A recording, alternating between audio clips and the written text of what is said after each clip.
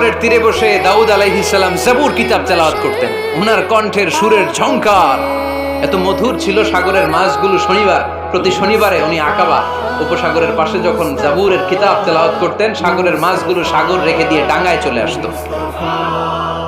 এজন্য আল্লাহ বললেন, খবরদার, শনিবার এই এলাকাতে মাছ শিকার করা আমি হারাম ঘোষণা করলাম। কিবার?